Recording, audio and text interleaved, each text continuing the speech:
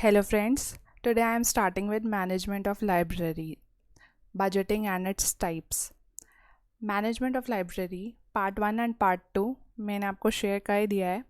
You can check it out.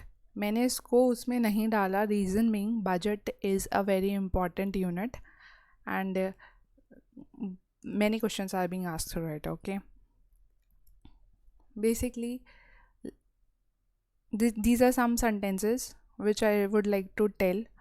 Kind of revolution required in libraries as well. Give libraries take leaders, give libraries take creators, give libraries take nation servants, give libraries take engineers, doctors, readers, writers, bureaucrats, politicians. Right?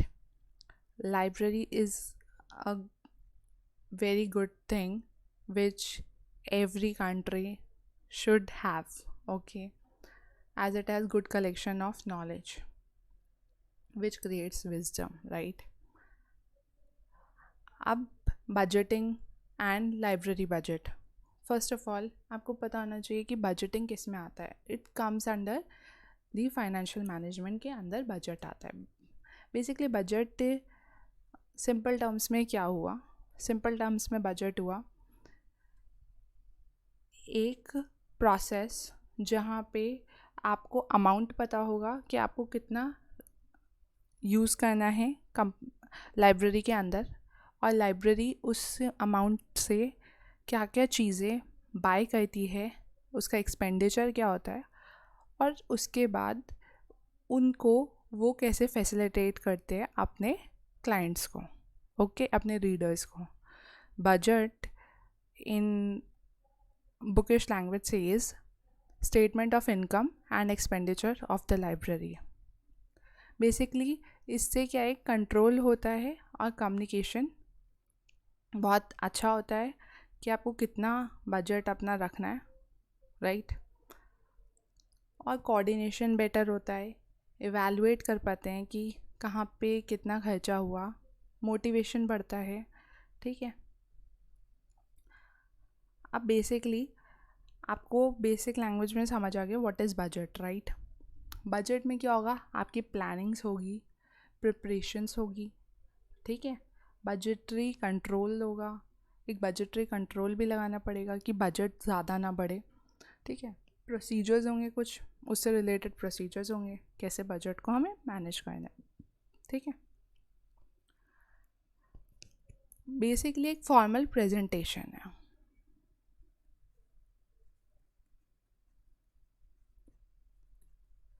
और ये सब कुछ library committee decide करती है. It's a formal presentation of the plan. अब क्या होता है कि इसमें एक होता है आपका मास्टर बजट होता है. मास्टर बजट क्या हुआ, मास्टर बजट बेसिकली एक ओवरऑल बजट होता है जो एक पूरे इंस्टीट्यूट को आप यूज़ करना पड़ता है. ठीक है. तो पूरे इंस्टीट्यूट का ओवरऑल बजट को कहेंगे आप master budget.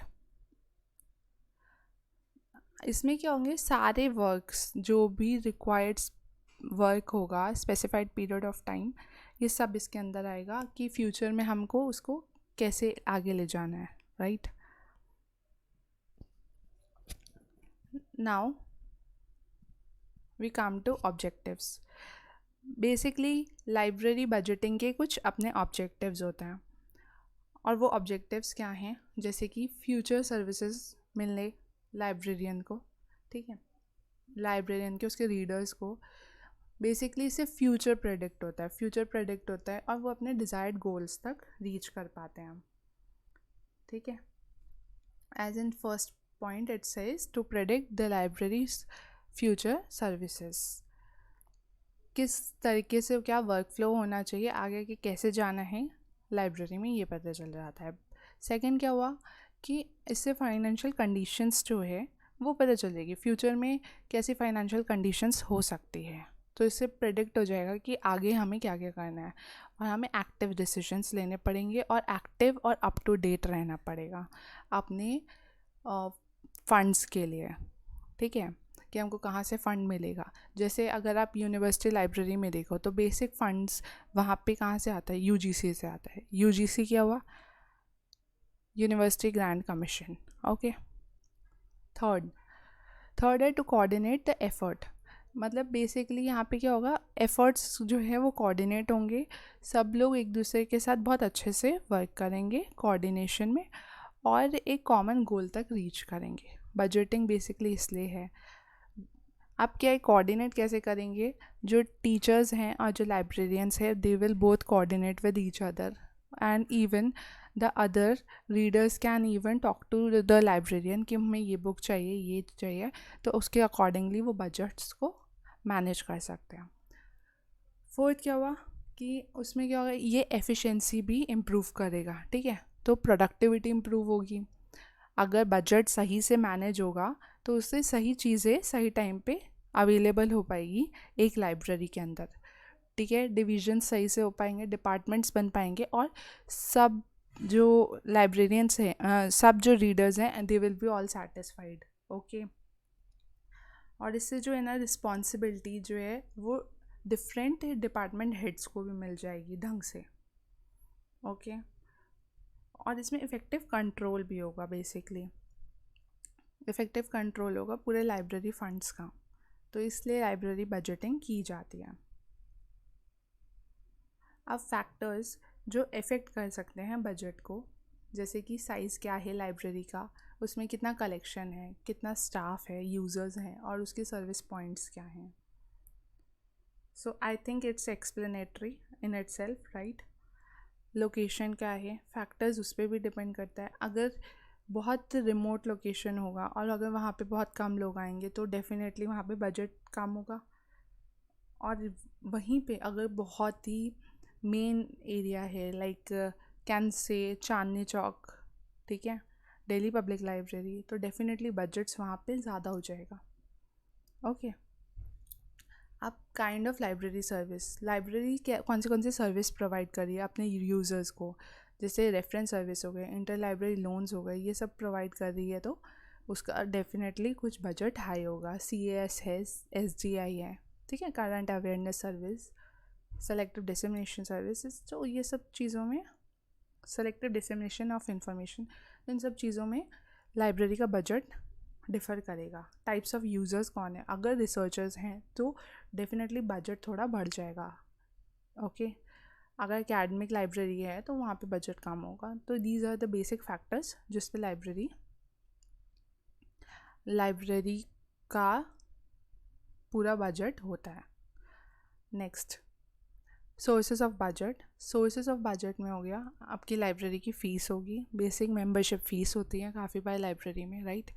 Share from the institution of the budget, share from the institution budget. Basically यहाँ पे क्या हुआ कि उस लाइब्रेरी का अपना कुछ शेयर्स होंगे, अगर होंगे तो इट डिपेंड्स। लाइब्रेरी के फ़ाइन्स होंगे, फ़ाइन्स में क्या हुआ कि जो बुक्स हैं वो अवेलेबल है कि नहीं यूज़र को, ठीक है। व्हाट आई वांट टू से हियर कि लाइब्रेरी फ़ाइन्स के अंदर हो गया कि जैसे कोई बुक ले गया और वो उसने रिटर्न नहीं की, लाइक 28 जुलाई को रिटर्न नहीं की, तो अब क्या होगा, उस पर फ़ाइन लगेगा। Every day there will be a fine, depend on the library, अलग अलग फ़ाइन्स होंगे, डोनेशंस होंगी, बुक फेयर्स होंगे, फ़ंड रेजिंग एक्टिविटीज़ होगी। फ़ंड रेजिंग एक्टिविटीज़ का मतलब क्या हुआ, फ़ंड रेजिंग एक्टिविटी का मतलब हुआ जैसे कि एग्जीबिशंस होते हैं अपने, फेयर्स होते हैं, एग्जीबिशंस होंगे, ठीक है, फेयर्स होंगे अपने। लाइब्रेरी के अपने अपने वेज होते हैं फ़ंड रेज करने के, और अपना कुछ प्रोडक्ट लॉन्च कर रही है लाइब्रेरी, तो उन सब चीज़ों से भी वो अमाउंट रिलीज़ हो सकता है। टैक्सेस होंगी, टैक्सेस जो भी हैं वो पब्लिक लाइब्रेरीज़ की अपनी अपनी हैं। अगर आप लाइब्रेरी सेस की बात कर लो तो लाइब्रेरी सेस लगता है काफ़ी जगह, राइट। जैसे जहाँ पे भी लाइब्रेरी लेजिस्लेशंस होते हैं ठीक है। लाइब्रेरी लेजिस्लेशन अलग अलग स्टेट्स में है कहीं पे नहीं है, ठीक है। तो अब लाइब्रेरी सेस लगता है कुछ पार्ट ऑफ द कंट्री में जहाँ पे लॉज फॉर्मुलेट हुए हैं, ठीक है। लॉ ऑफ लाइब्रेरी लेजिस्लेशन, वहाँ पे लाइब्रेरी सेस लगता है। वो इसलिए होता है क्योंकि आपकी लाइब्रेरी जो है वो डेवलप हो पाए, इसलिए। Okay, next, need and purpose of library budget. Basically यहाँ पे मैंने बहुत ज़्यादा लिखा है, बट आई थिंक आपको इतना नहीं पता होना चाहिए, मैं शॉर्ट में बता देती हूँ। लाइब्रेरी जो है वो एक नॉन प्रॉफिट ऑर्गेनाइजेशन है जिसके अंदर बहुत ज़्यादा रिक्वायरमेंट है एक लाइब्रेरी बजट की, है ना। अब लाइब्रेरी बजट में बेसिकली क्या है, कैसे मनी को कैसे स्पेंड करना है, ठीक है, कैसे फॉर्मुलेट करना है सारे प्लान्स को। इफ़ेक्टिव मैनेजमेंट टूल है लाइब्रेरी बजट, ठीक है। ओवरऑल डायरेक्शन मिलता है, ठीक है। और एडमिनिस्ट्रेटिव फंक्शंस होते हैं कुछ जिसके लिए हमें लाइब्रेरी बजट की रिक्वायरमेंट होती है, ठीक है। तो बेसिक डिफरेंट सेक्शंस होते हैं, जैसे कि आपका सर्कुलेशन सेक्शन हो गया, रेफरेंस सेक्शन हो गया। डिफरेंट सेक्शंस में कहाँ पे कितना अमाउंट लगना चाहिए वो सब इसमें मैनेज होता है, ठीक है। और इससे मेजर कर सकते हैं हम प्रोग्राम्स ऑफ द लाइब्रेरी। अब बजट टाइप क्या हुआ, बजट टाइप जो है वो कुछ अराउंड 7 टाइप्स के हैं। Line by line item budget, lump sum budget, formula budget, programme budget, it's programme, okay, in the D point, okay, programme budget, performance budget, ये डबल एम है, okay, performance budget, planning programming budgeting system and zero waste budget.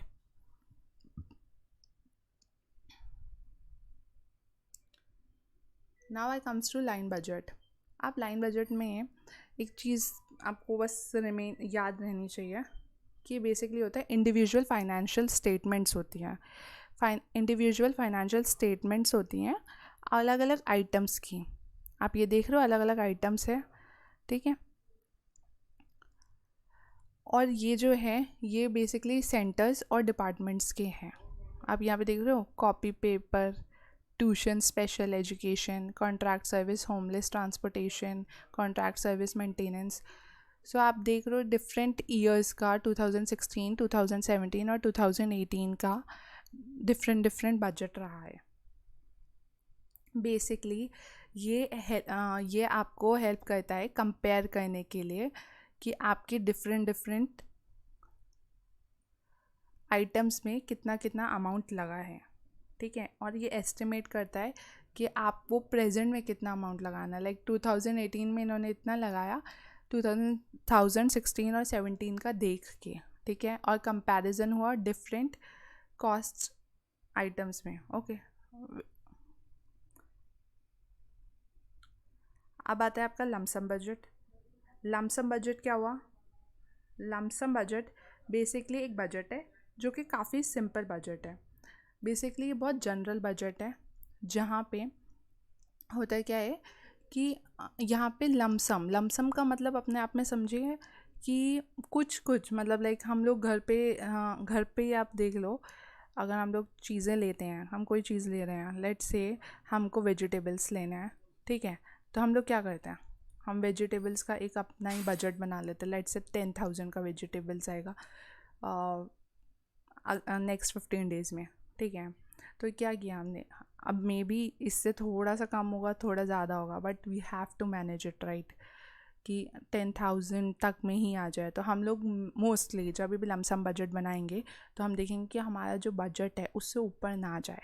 ये बस basic requirement होती है lump sum budget में कि उससे ऊपर ना जाए। अब यहाँ पे आप देख रहे हो, यहाँ पे डिफरेंट इंडिविजुअल का ब्रेकअप अमाउंट है, कितना कितना उनको सैलरीज मिलना चाहिए, ठीक है। अब these are lump sum, it's not the exact fixed salaries which they should get, but it can be less but it cannot be more, ठीक है। रीज़न बीइंग कि सर्टेन अमाउंट्स, एक बफर होना चाहिए, एक स्पेस होना चाहिए कि इतने इससे ज़्यादा ना बढ़े सैलरीज, ओके, इससे ज़्यादा बजट ना बढ़े, sorry. I hope this is very clear to you. तो ये काफ़ी स्पेसिफिक नहीं होता, ये स्पेसिफिक लाइन बजट जैसा नहीं है यहाँ पे, बस ये है कि लमसम अमाउंट्स हैं डिफरेंट डिफरेंट। ओके, नेक्स्ट हम आते हैं फार्मूला बजट में। फार्मूला बजट क्या हुआ, एक बेसिकली स्टैंडर्ड बजटिंग सिस्टम है ये, बहुत इजी सिस्टम है ये। यहाँ पे क्या है कि अब यहाँ पे आप देख रहे हो डिफरेंट डिफरेंट फार्मूलाज लगाए गए हैं, ठीक है, डिफरेंट फार्मूलाज लगाए गए हैं, जहाँ पे क्या है आपको ज़्यादा स्पेशल स्किल्स की रिक्वायरमेंट नहीं होती, और आपको डायरेक्टली क्या एक स्टैंडर्ड फॉलो करना है और आपको बस लिख देना है, उसके आगे आपको फार्मूला लगाना है और आपके सामने पूरा बजट तैयार हो जाता है।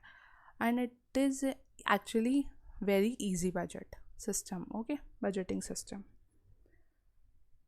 अब आते हैं आपके प्रोग्राम बजट में। प्रोग्राम बजट क्या हुआ, बेसिकली ये जो बजट सिस्टम है ये काफ़ी मतलब कह सकते हो कि related to programme as the word says.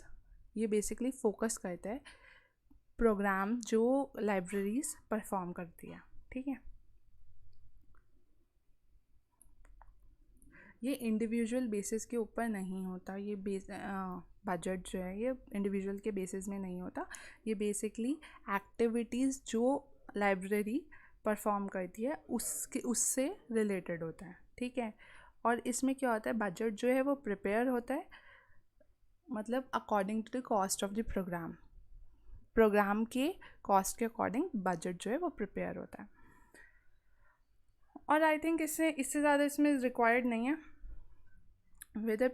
और यहाँ पे क्या ना, जो प्रोग्राम है वो मॉडिफाइड हो सकता है और डिलीट भी हो सकता है। अगर डिलीट होगा तो उसमें एग्जैक्टली बजट में भी हम डिलीट कर देंगे। अब नेक्स्ट आते हैं हम परफॉर्मेंस बजट में। परफॉर्मेंस बजट क्या हुआ, जहाँ पे परफॉर्मेंस देखी जाती है सबकी, ठीक है।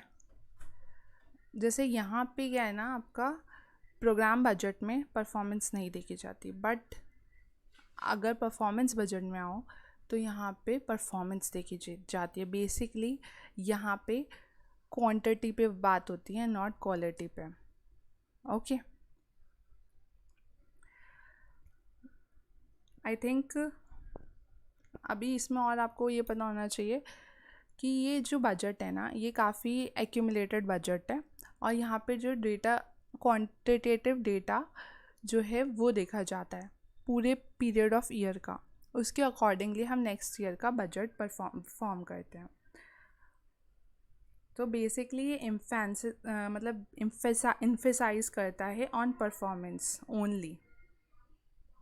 ओके, नेक्स्ट आता है आपका प्लानिंग प्रोग्रामिंग बजट। बेसिकली ये कॉम्बिनेशन है आपका प्लानिंग और परफॉर्मेंस बजट का, ठीक है, बेसिक कॉम्बिनेशन है ये। और ये जो बजट है ये रैंड कॉर्पोरेशन ऑफ इंडिया ने दिया था। रैंड कॉर्पोरेशन ने डेवलप किया है, ठीक है। तो ये कंपनी है जिसने ये डेवलप किया है बजट, और ये वेरी वेल डिफाइंड बजट है। ओके, ये बेसिकली एक्ट करता है कि कितना डेवलपमेंट होगा, ठीक है। तो हर चीज़ को ये टैंजिबल फॉर्म में लेता है, मतलब कि वो दिख रहा है। Tangible basically means we can feel और we can see. Okay, we can feel and we can see. तो बेसिकली ये उस पर वर्क करता है, और ये बहुत अच्छा बजट होता है एक तरह से। रीज़न भी कि यहाँ पे जो है ना फोकस सिर्फ प्लानिंग पे होता है कि हम लोग आगे आगे क्या चीज़ें अपनी क्या कह सकते हो डेवलप कर पाएंगे इस बजट के थ्रू। तो ये बेसिकली उस पर होता है, और सारे जो फंक्शंस हैं ना वो सब कंबाइन होते हैं इस बजट में। तो सारे प्लानिंग फंक्शंस इसमें कंबाइन होते हैं, तो हम लोग सारी प्लानिंग्स लिखते हैं और उसको टैंजिबल फॉर्म में लेते हैं। बेसिकली इसमें बस ये देखना है कि आपका डेवलपमेंट हो रहा है कि नहीं, इसलिए ये बजट फॉर्म होता है। Okay,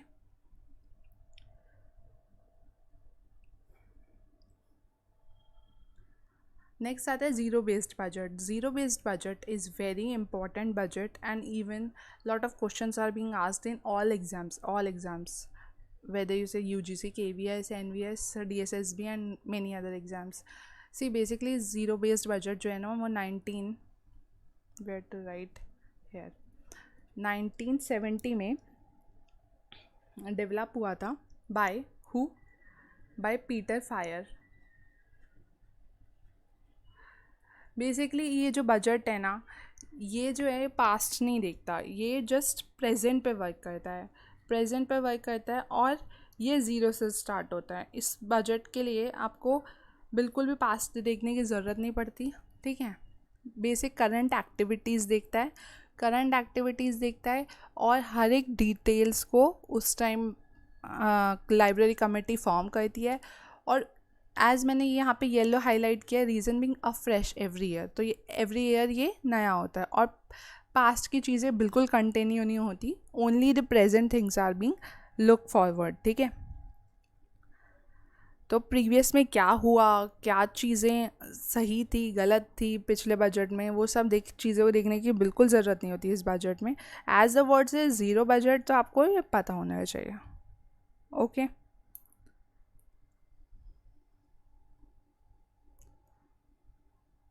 thank you for watching. Like, comment, share, subscribe. Kindly please subscribe. There is a red button below you can see, and kindly subscribe.